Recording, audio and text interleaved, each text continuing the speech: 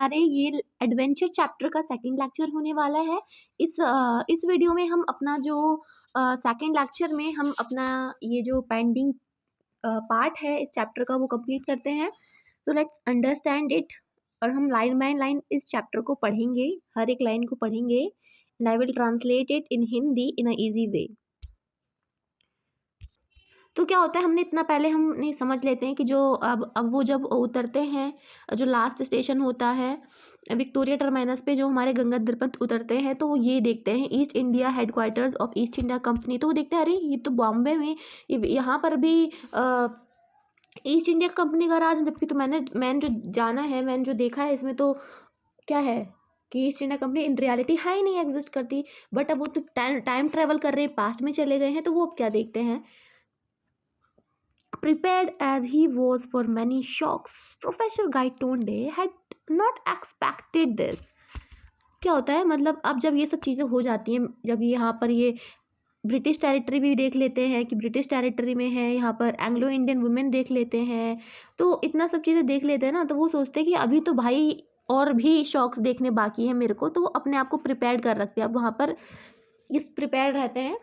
And फिर जिस अब लेकिन क्या होता है, प्रोफेसर गाइटोंडे ने ना ये एक्सपेक्ट नहीं करा था, लेकिन वो मैनी शॉक्स के लिए एबल थे, प्रिपेयर थे कि ओके बहुत से जो शौक मिलेंगे मेरे को, ये अलग अलग चीज़ देखने को, मैं ओके मैं प्रिपेयर हूँ उसके लिए। बट लेकिन ईस्ट इंडिया कंपनी का हेडक्वार्टर देखने के लिए उन्होंने ये एक्सपेक्ट नहीं करा था कि वो ईस्ट इंडिया कंपनी का हेडक्वार्टर भी देखेंगे। East India Company had been wound up shortly after the events of 1857। At least that is what history books said. Yet here it was not only alive but flourishing। तो क्या होता है कि east India company जो उन्होंने in real world में देखा है, एंड ऑब्वियसली हम जानते हैं कि जो आफ्टर जो 1857 का विद्रोह हुआ था, उसके बाद जो ईस्ट इंडिया कंपनी थी वो बहुत उसको मतलब बहुत चोटें लगी उसको और वो बहुत कमज़ोर हो गई। बट यहाँ पर तो जो हिस्ट्री बुक कहती है वो तो यही है कि 1857 के विद्रोह के बाद ईस्ट इंडिया कंपनी ख़त्म हो गई थी पूरी, मतलब कमज़ोर हो गई थी। लेकिन जो यहाँ पर वो देख रहे हैं, येट हेयर ऐसा है कि वो सिर्फ अलाइव ही नहीं है, मतलब सिर्फ जीवित ही नहीं है, लेकिन फ्लरिश कर रही है, मतलब बढ़ और रही है east India company. So history had taken a different turn perhaps before 1857। How and when had it happened? He had to find out। वो कहते हैं कि यहाँ पर तो भाई फ्लरिश हो रही है, लेकिन हिस्ट्री ने, वो कहते हैं कि कहीं, इसीलिए मुझे लगता है कि हिस्ट्री ने कहीं टर्न ले लिया है। शायद 1857 की रिवॉल्ट से पहले कुछ अलग हो गया हो, कुछ चेंज हुआ हो, क्योंकि अगर हमारी हिस्ट्री चेंज होगी तो हमारा प्रेजेंट चेंज होगा। क्या कहते हैं कि वो कैसे और कब ये सब हुआ कि अभी भी ईस्ट इंडिया कंपनी हमारे इंडिया में है, वो फाइंड आउट करते हैं ऐसे। So as he walked along Hornby road, as it was called, he found a different set of shops and offices building. There was no handloom house building. Instead, there was a boot, Woolworth department stores, imposing office of Lloyds, Barclays, and other British bank. As in a typical high street of a town in England। इसका मतलब क्या है कि अब वो Hornby road के side जा रहे होते हैं। Okay, one second, what's happening right there. Hornby road की साइड जा रहे होते हैं और वो मतलब अलग अलग शॉप्स पाते हैं, गवर्नमेंट की ऑफिस की बिल्डिंग पाते हैं, पर वहाँ पर वो हैंडलूम जो हाथों से बनाई हुई चीज़ें होती हैं वो कुछ नहीं पाते। बजाय कि वो मतलब जो ब्रिटिश है, तो ब्रिटिश का शासन है, तो वो बूट्स पाते हैं, बूट्स की दुकानें होती हैं, और जो वूलवर्थ डिपार्टमेंटल स्टोर होते हैं, मतलब कि ऊनों के डिपार्टमेंटल स्टोर्स होते हैं, और जो बड़ी बड़ी बिल्डिंग होती है, लिलॉयड एक कंपनी है, बार्कलेज भी कंपनी, और अदर ब्रिटिश बैंक भी होते हैं। जिस तरह की इंग्लैंड के टाउन के जो स्ट्रीट होती है ना, इस तरह की बिल्डिंग पाई जाती है। सिमिलरली वैसी बिल्डिंग इंडिया में देखने को मिलती है इन्हें। He turned right along Home Street and entered Forbes building। अब वो अपने होम की स्ट्रीट पे टर्न करते हैं, मतलब जहाँ पर उन्होंने अपने रहने के लिए स्टे करने के लिए ली है ना जगह, वही उसको बोलते हैं होम स्ट्रीट, ये कहते हैं। एंड फॉब्स की बिल्डिंग में एंटर कर जाते हैं। अब क्या होता है, ये कहते हैं I I wish to meet Mister Vinay Gaitonde please, he said to the English receptionist. अब इन रियलिटी जब इनका कोमा में हुआ नहीं था, कोमा में गए नहीं थे, तो इनका विनय गायटोंडे इनके बेटे थे और वो एक ऑफिस में काम करते थे। ठीक है, अब वो इसी सोच में जाते हैं कि अगर भाई मैं जिंदा हूँ तो शायद इस वर्ल्ड में मेरा बेटा भी हो, और शायद इसी वर्ल्ड में अगर मैं जिंदा हूँ तो इसी वर्ल्ड में जो इनके दोस्त हैं देश पांडे वो भी हों। तो ये सब एक्सपेक्ट करते हैं ये। तो अब इनको ये थोड़ा ना पता है कि वो कोमा में है, तो बट इनको ये लगता है कि ये वर्ल्ड दूसरा है शायद, तो वो सोचते हैं कि विनय गायटोंडे भी होंगे, मेरा बेटा जो है शायद इस वर्ल्ड में वो भी हो। वो कहता है कि इंग्लिश रिसेप्शनिस्ट से कि मेरे को अपने बेटे से मिलना है, अपने बेटे से मिलने की इच्छा है, प्लीज़। रिसेप्शनिस्ट से कहता है कि मुझे उसे मिलने दो। अब वो सर्च करती है, she scours through the telephone list, the staff list and then through the directory of employees of all the branches of the firm. She shook her head and said, I am afraid I can't find anyone that name either here or in any of our branches. Are you sure he works here? अब क्या कहते हैं, वो जो बोलते हैं receptionist से विनय गायटोंडे से मिलना है, please let me meet him. तो वो जो रिसेप्शनिस्ट होती है या होता है, वो स्टाफ लिस्ट में उनका नाम, विनय गायटोंडे का नाम चेक करता है स्टाफ लिस्ट में, फिर वो डायरेक्टरी ऑफ एम्प्लॉयज़ की लिस्ट में चेक करता है और अलग अलग ब्रांचेस की लिस्ट में भी उनका नाम चेक करता है। अब वो थक हार के वो बोलती है, कहती है sir I am afraid, sir मैं डर रही हूँ, मुझे आपकी जो ऐसा नाम आपने बताया है वो हमारे किसी भी ब्रांचेज में नहीं है, मैं उसको नहीं पा रही। क्या आप सर आप श्योर हैं कि वो वहीं यहीं काम करते हैं? This was a blow not totally unexpected. If he himself was dead in this world, what guarantee had he that his son would be alive? Indeed, he may not even have been born.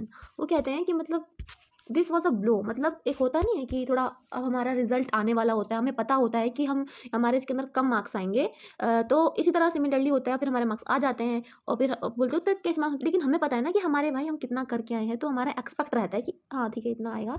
तो वो क्या इसी तरह कहते हैं कि मतलब उनको भी यही लगता है कि वो नहीं होंगे इस वर्ल्ड में। ठीक है, इस वर्ल्ड में वो नहीं होंगे। वो कहते हैं अनएक्सपेक्टेड नहीं था कि वो मिले ना वहाँ पर, अनएक्सपेक्टेड नहीं था, दिस वॉज अ ब्लो था।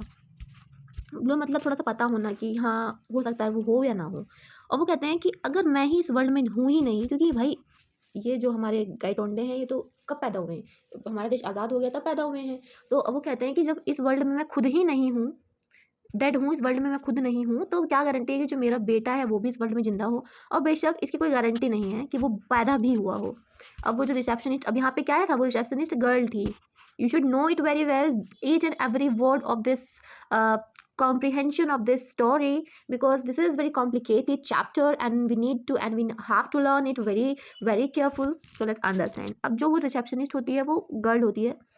He thanked the girl politely and came out. It was characteristic of him not to worry about where to stay. His main concern was to make a way to the Library of Asiatic Society to solve the riddle of history. Grabbing a quick lunch at restaurant, he made his way to the town hall.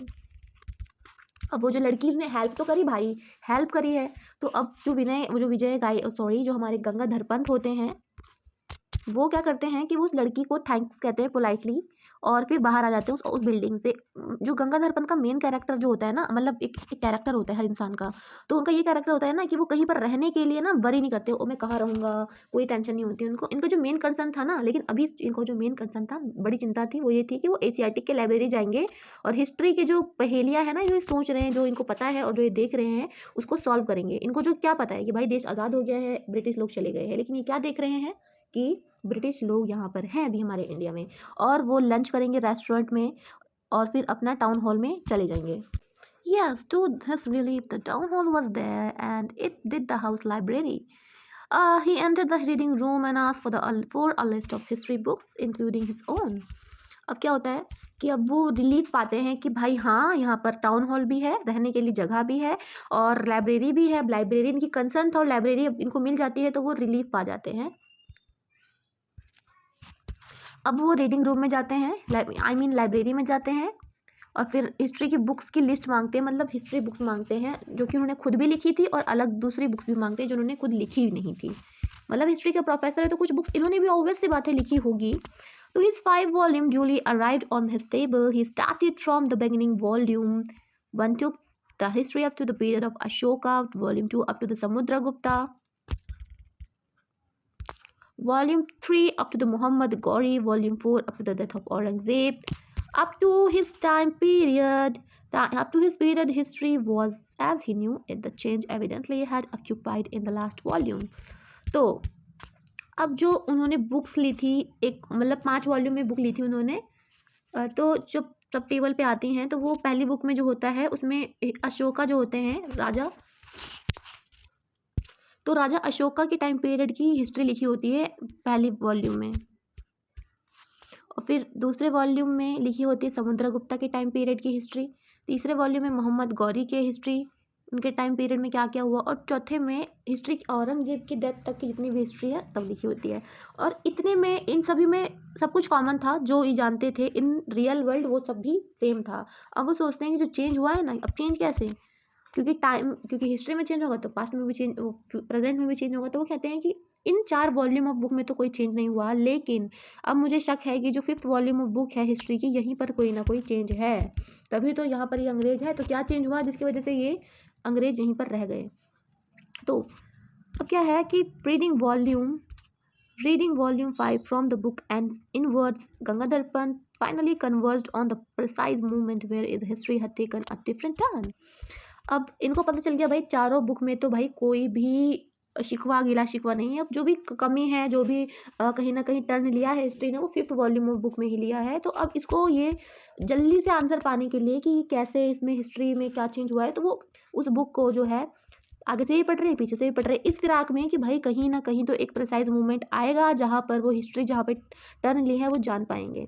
और finally वो उस पे आ जाते हैं, ठीक है। अब that page in the book describe the battle of Panipat and it mention that Maratha won it handsomely, and in reality क्या है, देखो यहाँ पर क्या लिखा है। अब इस 5th वॉल्यूम ऑफ बुक में ये पाते हैं कि जो पानीपत की लड़ाई देखते हैं, और उस पानीपत की लड़ाई में ये था कि मराठा जो इस पानीपत की लड़ाई को जीत गए थे, बट इन रियलिटी क्या थी, मराठा जो थे हार गए थे अफगानिस्तान के लोगों से, अफगानिस्तान की जो सेना थी उससे हार गए थे मराठा। तो यहाँ पर इस बुक में लिखा है कि पानीपत की लड़ाई में जो मराठा हैं वो जीत गए थे। Abdali was routed and he chased back to Kabul by triumphant Maratha army led by Sadashivrao Bhau and his nephew the young Vishwas Rao. अब क्या है कि अब वो उस पेज में देखते हैं ना कि भाई पानीपत की लड़ाई है, मराठा जीत गए हैं, और जो अब्दाली है, जो इसका मतलब जो अफगान के लोग हैं वो भगा दिए गए हैं, काबुल में भगा दिए गए हैं जीतने वाली आर्मी, मराठा आर्मी के द्वारा, जो कि लीड किसके द्वारा होती थी, जो कि लेड बाय सदाशिवराव भाऊ, इनके नेफ्यू और इनके यंग विश्वास राव के द्वारा वो जो मराठा की जो आर्मी थी वो लीड की जाती थी। अब यहाँ पर the book did not go in the bow-by-bow account of the battle itself, rather it elaborated in details its consequences of the power struggle of in India. Gangadhar Pant read through the daily account avidly. The style of writing was unmistakably his. Yet he was the reading account for the first time. इसका मतलब ये है कि जो book होती है ना, वो ऐसी बुक नहीं, मतलब बुक जो होती है, अब जैसे कि हम कोई भी हिस्ट्री पढ़ते हैं तो मेजोरिटी ऑफ जो हिस्ट्री होती है वो लाइन बाय लाइन होती है, क्रोनोलॉजिकल साइकिल में होती है, जिसकी वजह से हमें उसको पढ़ने में आसानी हो जाती है। तो लेकिन जो ये बुक थी 5th वॉल्यूम में वो लाइन बाय लाइन नहीं थी कि हिस्ट्री में पहले क्या हुआ फिर इसके बाद क्या हुआ, तो बो बाय बो अकाउंट में नहीं थी वो। अब लेकिन जो बुक थी वो डिटेल में इलाबोरेट करी गई थी, बड़ा चढ़ा के, मतलब इलाबोरेट मतलब हर चीज़ बताई गई थी कि कैसे कैसे क्या क्या हुआ, इंडिया का स्ट्रगल जो स्वतंत्रता आंदोलन में, और जो बैटल ऑफ पानीपत में इंडिया ने क्या स्ट्रगल करा, मराठास ने क्या स्ट्रगल करा। अब वो अकाउंट को ना बहुत क्यूरियोसिटी के साथ पढ़ते हैं गंगाधर पंत, और लेकिन जो वो स्टाइल होता है ना, जो उसमें लिखावट होती है, फिफ्थ जो बुक होती है, 5th वॉल्यूम बुक जो होती है, उसका जो राइटिंग स्टाइल होता है ना, वो इन्हीं की राइटिंग थी, लेकिन फिर भी वो अकाउंट को फर्स्ट टाइम पढ़ रहे थे। अब देखो यहाँ पर भी कुछ गड़बड़ा गया है। तो अब क्या होता है, the victory in the battle was not their victory in the battle was not only a great morale booster to the Marathas, but it also established their supremacy in northern India. The East India Company, which had been watching these developments from the sidelines, got massive and temporarily shelved its expansion program. What does it mean? Let me tell you. अब कहते हैं कि जो मराठास की victory थी ना, victory जीत थी मराठास की, वो केवल और केवल उनका मराठास की जो एक होता है कॉन्फिडेंस नहीं बढ़ाया, केवल और केवल मराठास का कॉन्फिडेंस नहीं बढ़ाया वो पानीपत की लड़ाई जीतकर, जबकि नॉर्थ इंडिया में सुपरमेसी बढ़ा दी, मतलब उनका क्या कहते हैं उसे, मतलब उनका हाई फाई हो गया, मतलब उनका नाम हो गया पूरे नॉर्दर्न इंडिया में मराठास का, जब वो लड़ाई जीत गई पानीपत की। जो ईस्ट इंडिया कंपनी थी, जो डेवलपमेंट थे कि मराठास का जो सुप्रीमेसी नॉर्दर्न इंडिया में बढ़ गया, वो इन सब डेवलपमेंट को ना साइड से देख रहे थे, और उन्होंने मैसेज पाया, इनडायरेक्टली मैसेज पाया कि भाई हमारा जो एक्सपेंशन है, जो ब्रिटिश एक्सपेंशन कर रही थी, भाई आई कहाँ पे थी, अब धीरे धीरे पूरे इंडिया में राज कर लिया, तो अपना प्रोग्राम जो है एक्सपेंशन का पूरे भारत में जो बढ़ा रही थी वो थोड़ा सा रोक लिया, उन्होंने शेल्फ कर लिया। So for the Peshwas, the immediate result was an increase in influence of Bhau Sahib Vishwasrao, who eventually succeeded his father in 1780 AD. The troublemaker Dada Sahib was relegated to the background and he eventually retired from the state politics. अब पेशवा के लिए ये था, immediate result ये था कि भाई जो विश्वासराव थे और भाऊ साहब थे जो मराठा थे, उनका जो इन्फ्लुएंस होता है वो बहुत बढ़ गया था, वो बहुत जल्दी बहुत बढ़ गया था। और उन्होंने आखिरकार अपने जो पिता के बाद जो बेटा आता है तो रूल करने के लिए, तो 1780 एडी में उन लोगों ने, जो भाऊ साहब और विश्वासराव, उन्होंने अपने पापा को सक्सीड कर लिया 1780 में, मतलब अपने पापा की जो रूल करते थे उनके पिताजी, तो उनके बाद रूल इन्होंने विश्वासराव के हाथ में चला गया। अब क्या होता है, जो दादा साहब जो ट्रबल मेकर थे, मतलब परेशानी ही देते थे वो दादा साहब, अब वो relegated to the background and eventually retired from the state politics. अब वो बैकग्राउंड में चले जाते हैं और आखिरकार वो जो स्टेट पॉलिटिक्स होता है, state politics in the sense की जो राजघराने में काम करता है, उससे वो रिटायर हो चुके थे। तो इट्स जिसमें the East India Company met its match in the new Maratha ruler Vishwasrao. अब क्या था, अब उनके पापा को तो उन्होंने सक्सीड कर लिया था 1780 एडी में। अब कौन बना था जो मराठा का नया ruler, Vishwasrao. He and his brother Madhav Rao combined a political acumen with valor, systematically expanded their influence in all over the India. क्या होता है कि अब इसी चीज़ से ईस्ट इंडिया कंपनी ने ना देखा कि भाई नया रूलर आ गया है, इनके जो नया रूलर जो विश्वास राव है ये और इनके भाई माधव राव, इन दोनों के पास मतलब चतुराई बहुत है, पॉलिटिकल में क्या होता है, राजनीति चतुराई बहुत है, जिससे ये इन्होंने अपना इन्फ्लुएंस ऑल ओवर इंडिया में बढ़ा लिया है। और इसी के कारण जो the company was reduce to the pocket. What does it mean, let me tell you. The company was reduce to pocket 1 second, what's happening right there? So the company was reduced to pockets of influence near Bombay, Kolkata, Madras, just like its European rivals Portuguese and French. अब चतुराई बहुत थी, इसकी वजह से इनका influence ज़्यादा हो गया था कि सब मराठा, जिनका आज जो रूलर थे उनका विश्वासराव का, और इसीलिए जो इन्फ्लुएंस बढ़ने के कारण अब दूसरी जो पार्टी है, जो कंपनी है ईस्ट इंडिया कंपनी का, जो इन्फ्लुएंस था वो बॉम्बे कलकत्ता तक ही रह गया था। जिस तरह की यूरोपियन जो राइवल्स और भी आए थे, पोर्टुगीज और फ्रेंच का भी कम हो गया था, उसी प्रकार जो कंपनी का भी जो इन्फ्लुएंस है वो भी कम हो गया था।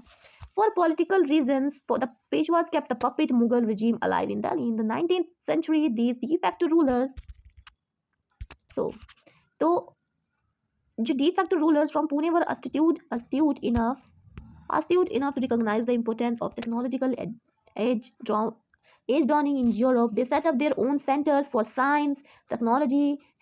Here, East India Company saw another opportunity to extend its influence. It offered aid expert they were expecting to make the local centers self-sufficient. इसका मतलब क्या है कि पॉलिटिकल रीज़न, कुछ राजनीतिक जो रीज़न होते हैं उसी के कारण जो पेशवा थे, भाई पेशवा क्या है, उनका जो इन्फ्लुएंस है, पेशवा वही मराठा, तो उनका इन्फ्लुएंस ना बढ़ रखा था, पर फिर भी उन्होंने जो दिल्ली में जो सल्तनत है उसको हटाया नहीं, उसको पपेट बना के रखा, जो मतलब काम करवाओगे तो वो तो करेगा ही। और 19th सेंचुरी में जो ये रूलर थे, डी फैक्टो रूलर, जिनका नाम क्या है, डी फैक्टो रूलर्स का मतलब विश्वास राव, उनके जो भतीजे, उनके जो भाई हैं माधव राव, वो इतने चतुर थे कि वो जानते थे कि भाई जो यूरोप में टेक्नोलॉजिकल एडवांसमेंट हो रहा है उसकी इंपॉर्टेंस क्या है। तो ईस्ट इंडिया, तो फिर उन्होंने ही, अब भाई यूरोप में हो रहा है तो वो सोचते भैया हमारे इंडिया में भी होना चाहिए, इंडिया में भी ये सब साइंस डेवलपमेंट होना चाहिए, तो वो अपने भारत में सेंटर, ऐसे साइंस के टेक्नोलॉजी के सेंटर ओपन करते हैं।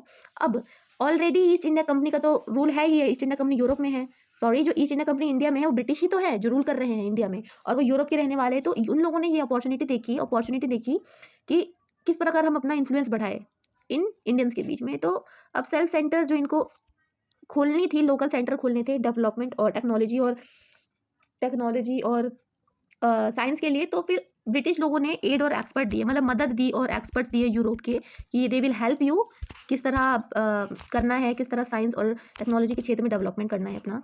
So, the 20th century brought about further changes inspired by West. India moved towards a democracy. By then, Peshwa had lost their enterprise. They were gradually replaced by democratical elected bodies. इसका मतलब क्या है कि अब 20th century में बहुत से change आए, उनमें से जो कि वेस्ट से इन्फ्लुएंस थे, वेस्ट मतलब यूरोप से इन्फ्लुएंस थे, बहुत से ऐसे चेंज आए इंडिया में। अब जो इंडिया है 20th सेंचुरी में डेमोक्रेसी पर मूव कर गया, और फिर उसके बाद जो पेशवा थे ना, वो अपनी एंटरप्राइज, अपना जो तख्तो ताज है वो खो चुके थे, और उनको किसने रिप्लेस करा था, इलेक्टेड बॉडीज़ ने, मतलब जो इलेक्शन से चुने हुए सदस्य आते थे उन्होंने पेशवास को रिप्लेस कर दिया। The sultanate at Delhi survived even this transition largely because it wielded no real influence. Thus, the Shahinshah of Delhi was no more than a figure of rubber stamp recommendation made by the central parliament. What does it mean? So let us understand. क्या होता है, अब जो दिल्ली सल्तनत होती है पर वो सर्वाइव करती है, भले ही डेमोक्रेसी आ जाती है, क्योंकि उसके पास कोई रियल इन्फ्लुएंस नहीं था, बस वो नाम मात्र की थी। तो जिस तरह की एक रबर स्टैंप होता है, इसको इधर कर दो वो रबर स्टैंप ही रहेगा। सिमिलरली जो central parliament elected bodies law बनाती थी, कानून बनाती थी, कुछ भी करती थी, तो वो उसको दिल्ली सल्तनत को मानना ही पड़ता था। He can not neglect it.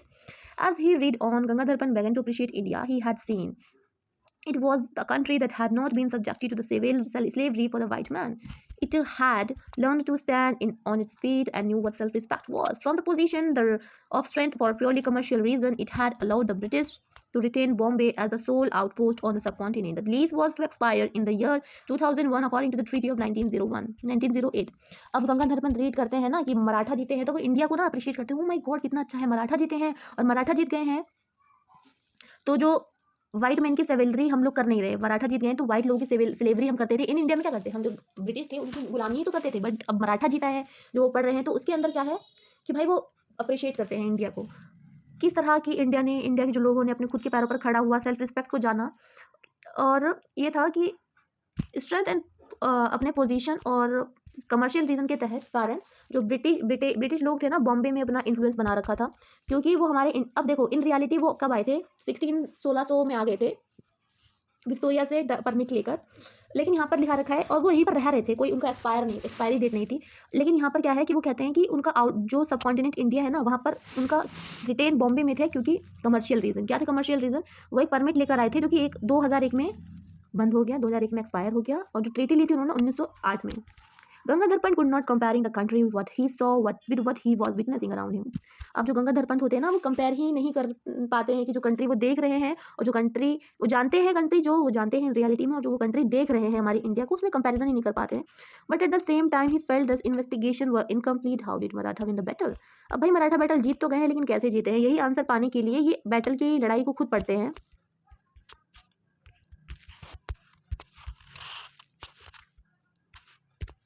He went to the book's journals before him. At last, among the books, he found one gave him the clue. It was Bhau Sahib Banji Baghar. अब जब उनके सामने बहुत सी जब history की books मांगी थी तो जर्नल्स बुक्स बहुत सारी थी, तो वो एट लास्ट एक बुक पर बुक देखते हैं जो कि इसका क्लू देते हैं कि मराठा कैसे जीते, जिसका नाम था भाऊ साहेब बांची बघर।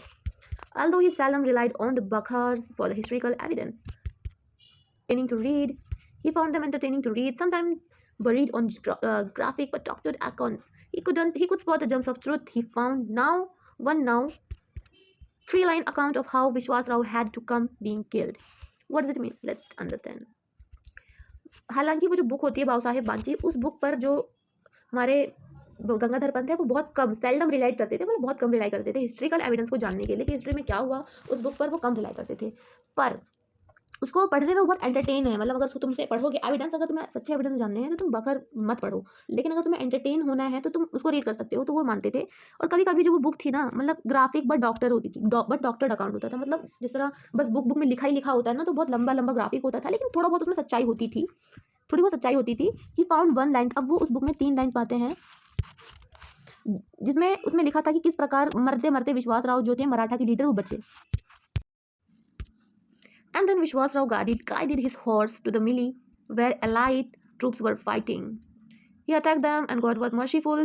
A sword brushed past his ear. Even a difference of a till would have led to his death. इसका मतलब ये है कि देखो इन रियलिटी क्या हुआ था कि मराठा हारे थे, अफगान जीते थे। और मराठा कैसे हारे थे, जो उनका लीडर था विश्वास राव जो लीडर थे उनकी डेथ हो गई थी, वो मारे जा चुके थे मराठा अफगानों के द्वारा। इसीलिए जो उनकी आर्मी थी, क्योंकि अगर भाई लीडर ही को कुछ हो जाएगा तो आर्मी कमजोर पड़ जाएगी, इसीलिए जब उनको गोली लगी थी किसके द्वारा, अफगान के द्वारा, तो विश्वास राव इन रियलिटी में मर गए थे, जिसकी वजह से उनकी जो आर्मी थी उनका मोरल डाउन हो गया था, इसीलिए वो हार गए। बट यहाँ पर इस बुक में ये लिखा है कि अब जो विश्वास राव होते हैं युद्ध के मैदान में अपना होर्स ले जाते हैं और एलाइट ग्रुप जहाँ पर फाइट कर रही होती है उनको अटैक करते हैं, और भगवान उन पर दयावान होते हैं और उनके पास से एक गोली जाती है, लेकिन वो जो गोली होती है उनके कान से थोड़ी सी तिल के जितनी दूरी पर से चली जाती है, जिसने उनकी जान जाते जाते बच जाती है।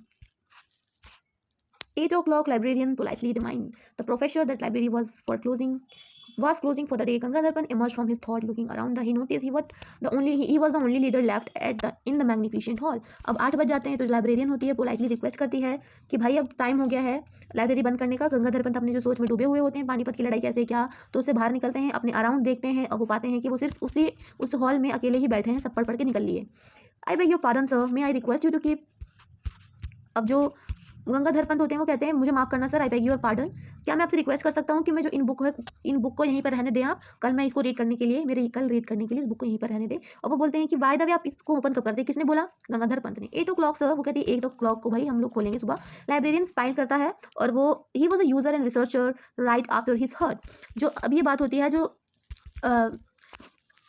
क्या होता है कि जो हमारे गंगाधर पंत होते हैं वो खुद एक यूज़र होते हैं, क्योंकि वो उसको यूज़ कर रहे होते हैं, रिसर्चर भी होते हैं कि वो पानीपत की लड़ाई पर रिसर्च कर रहे थे। As a professor left the table he shoved some notes into his right pocket and absent-mindedly he also shoved the बखर into his left pocket। अब एक एज अ प्रोफेसर जब कोई चीज़ पढ़ता है तो भाई वो नोट्स बनाएगा। अब उन्होंने नोट्स बनाए एज अ प्रोफेसर, तो उन्होंने उन नोट को अपने पॉकेट में रख लिया और absent mindedly उन्होंने बखर की जो बुक थी अपने पॉकेट में रख ली। And pocket in the sense कि वो पॉकेट कितनी, पॉकेट क्या होता है, बहुत छोटा पॉकेट होता है, उसमें रख लिया absent mindedly।